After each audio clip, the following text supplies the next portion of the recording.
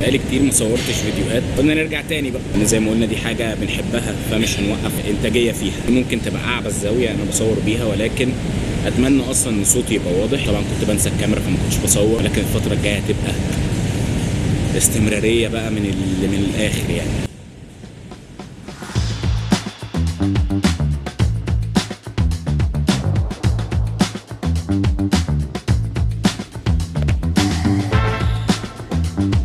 نتكلم في موضوع مهم، وهو تغيير دايما مطلوب حتى مع شخصيتك القديمه. دايما شخصيتك القديمه بتراودك كافكار وبتراودك كاهداف وكحاجات كتير انت بتحطها في مخيلتك، بتعطلك وبترجعك لورا وبتخليك مش في احسن حالاتك.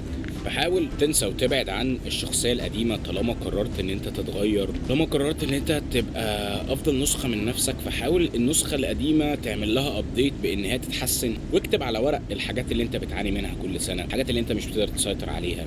الكتابه اوقات بتخليك تفتكر حتى لو انت مع حالك كده. انا شخصيا بعاني من العصبيه الزايده، بعترف بده عشان افضل دايما بذكر نفسي وافضل دايما بفكر نفسي بان انا عصبي، فان انا ما ينفعش وقت ما اتعصب افضل متعصب، فلازم افتكر ان انا عصبي. فالعصبيه بتاعتي بتوصلني لمشاكل، فالمشاكل دي مش بتتحل، فلازم اهندل عصبيتي قبل ما توسع وقبل ما تنتشر. فسيب نسختك القديمه، حاول تفكر بزاويه مختلفه، والله هتلاقي الموضوع فرق معاك، تلاقي نفسك وصلت لمستوى كويس من التفكير. وابعد عن اي حاجه بتضايقك لو ما قدرتش ان انت تسيطر عليها. خلصنا، طريق فاضي جدا، في طريقنا للمروح، فروح ونكمل كلامنا في البيت.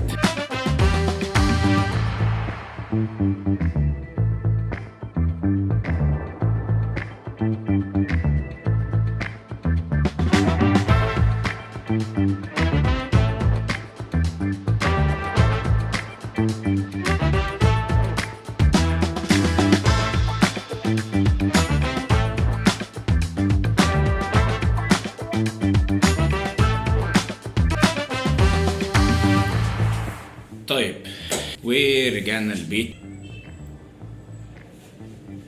بسبوسة روم هاي. كنا بنتكلم على موضوع النسخة القديمة والحاجات دي، ومع العلم محدش ركز مع الصوت لأن المايك فاصل والدنيا كركبة زي ما انتوا شفتوا، فالصوت مش هيبقى أحسن حاجة. وأعتقد انتوا هنا عرفتوا أنا ليه بقالي كتير ما بعملش فيديوهات، للسبب ده عشان في حاجات بجيبها وبنقلها الحاجات دي كلها عشان اقدر اعمل سيت اب للشغل. هي واقفه هنا وعايزه تنط هنا، فلو نطت كل ده هيقع.